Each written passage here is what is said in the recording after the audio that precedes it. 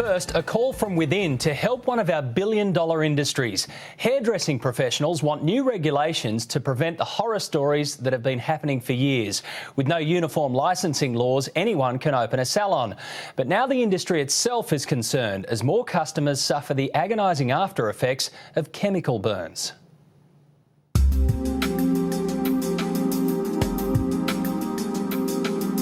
It was bloody and pussy and really infected.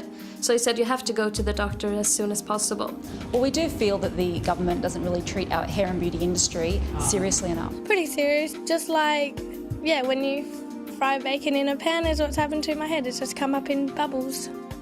Going to the hairdressers is leaving some customers with chemical burns and lifelong scars. I felt like my head was on fire. It was agonising. And then after maybe 2 hours, it started to burn a lot on the top of my head. And yeah, it was really painful. Danielle Scaff and Shana Fragomini are the latest victims of chemical burns. Both teenagers visited salons for colour and foils, expecting a glamorous makeover. But the result was the opposite.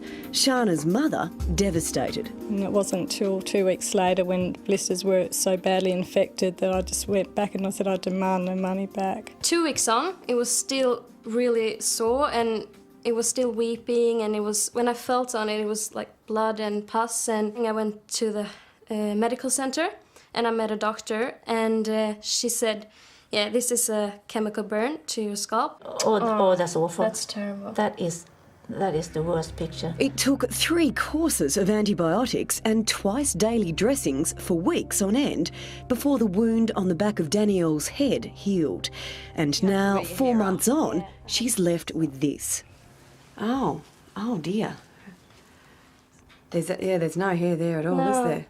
Is it still sore to touch? Yeah, I mean, it's such a... My skin are so thin, and I mean, I don't dare to touch it. Her only hope, plastic surgery. And so to actually fix that, you would have to get a skin graft. If they cut a piece off in my neck and put it on, or they cut the scar away and then stitch it together again, or they inject something which makes it expands, and then... And that's all going to cost money? Yeah, everything's going to cost money. Look, this is what's come out generated from one trip to the hairdresser. After 4 months, the salon finally gave Danielle her money back for the procedure, while its insurance company is running for cover. This letter sent to Danielle offering to pay her medical costs so far of $244. But only if she legally agrees the matter is finished. They just want to get rid of me. They just want to give me that money, and then I think it's the end, you know? They don't want to be up for thousands of dollars with surgeries, costs and all of that. These cases aren't isolated. Over the years, Today Tonight has documented many chemical burns. But they do happen, and you do have to be aware of them.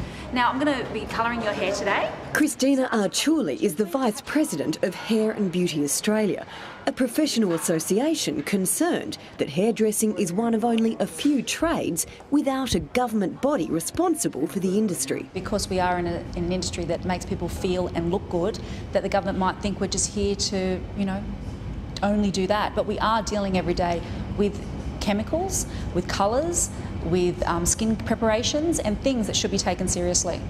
Originally, hairdressing was a licensed industry, but once you had one, it could never be cancelled, and there was very little monitoring of it. So instead of fixing the problem, each state government decided it was easier to simply abolish the licensing system.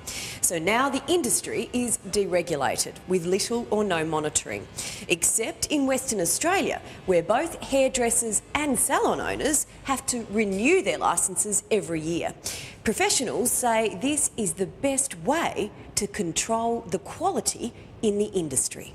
They didn't feel that we were an industry that needed to be regulated so heavily, that licensing was just more paperwork they didn't need to do, and that's why it was taken away from us. It was not something we wanted, it was just done for us. So they've actually made it worse than what it was before?